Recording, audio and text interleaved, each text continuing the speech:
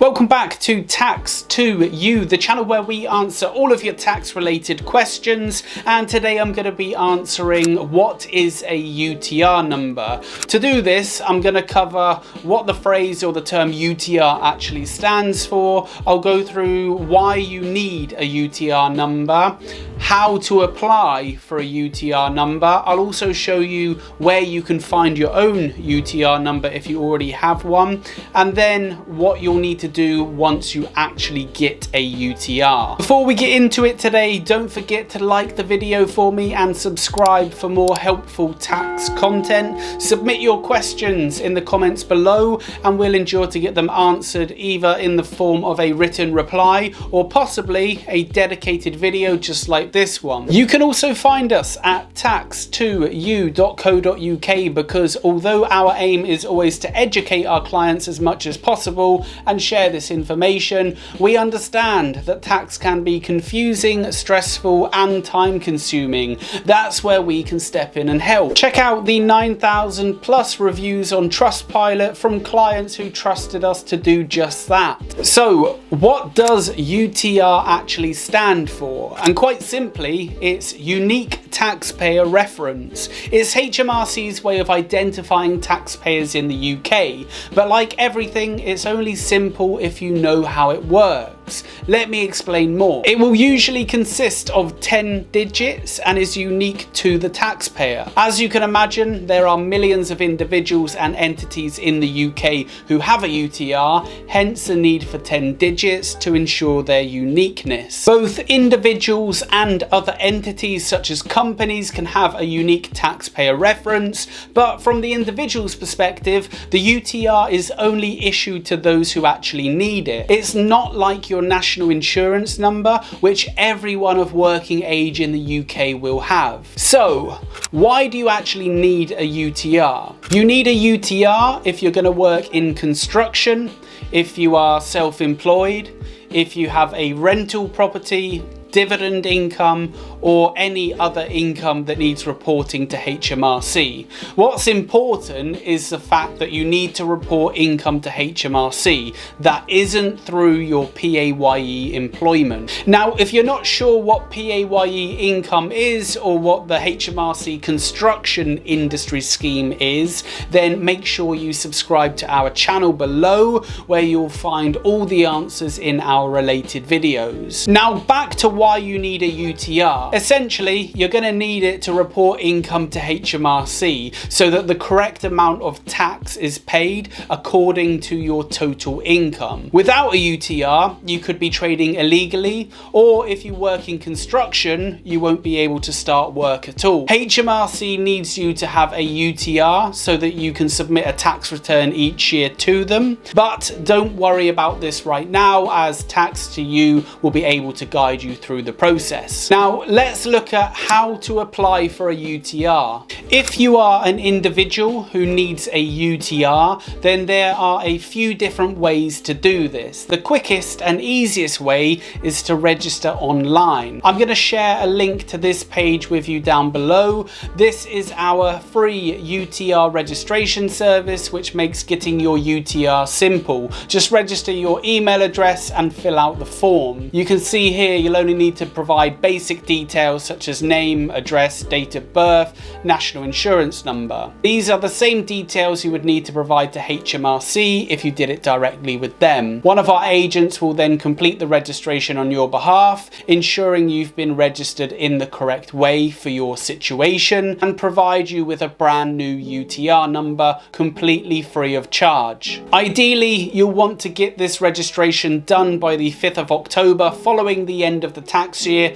that you need to report for. So if I had income in January 2023 that I need to report to HMRC, that falls within the 22-23 tax year, and I would need to make sure that I'm registered by the 5th of October 2023. If I fail to do this, then I could be fined. However, there is usually some flexibility shown here, so don't panic if you are late to register. It's still best if you get yourself set up as soon as you can. can. An alternative way to get your UTR is by navigating HMRC's own website. You'll need to ensure that you read through their guidance and have determined your reason for registration. This is important because depending on your reason for registration, there are a number of different ways to get set up. Most individuals registering a brand new self-employment will be directed to register through your business tax account, which will first require you to set up a government gateway ID and password. If you're an individual registering for other reasons such as property income or capital gains, then you'll be directed to form SA1, which can either be completed and submitted online. Again, this will be done by using a government gateway ID and password, which you can set up if you don't already have, or you can print and post the paper form to HMRC. If you do print and post, you'll still need to come back after and set up a government gateway ID in order to access your personal tax account. So for 99% of people,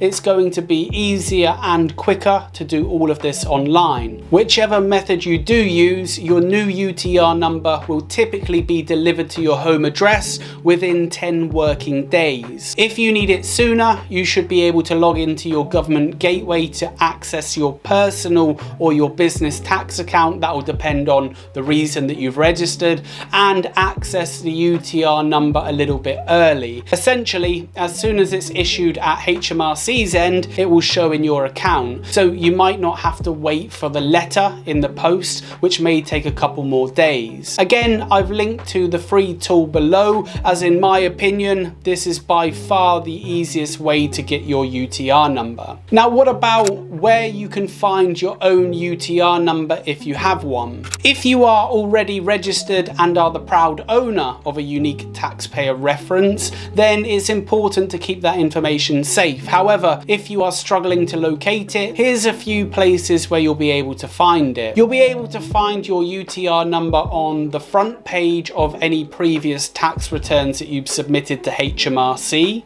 It is also detailed on form SA250, which is a confirmation letter that HMRC send to you when you register for self-assessment. Any payment reminders or statements of account that HMRC send to you, or by logging into your HMRC app or government gateway account. And finally, what you'll need to do once you have a UTR number. I just want to point out here your responsibilities once you've obtained your UTR number.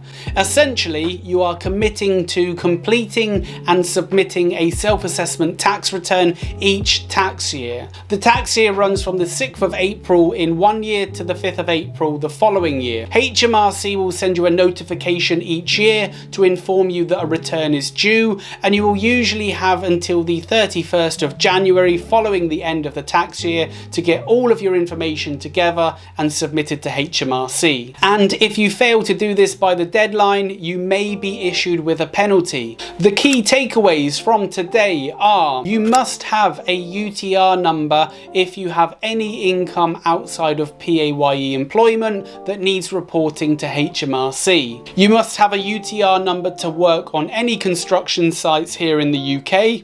And once you have your UTR number, you must submit a yearly tax return to HMRC to declare your yearly profits and pay the corresponding amount of tax. Tax to You provide an easy to use UTR registration form on their website and can ensure that all your HMRC obligations are adhered to once you've received your UTR number. We will ensure you don't pay any more tax than absolutely necessary, and you don't receive any fines for late filing or for incorrect information. That is all for today. Don't forget to check us out at tax2u.co.uk and subscribe to the channel for more helpful tax content. Thank you as always for watching. See you next time.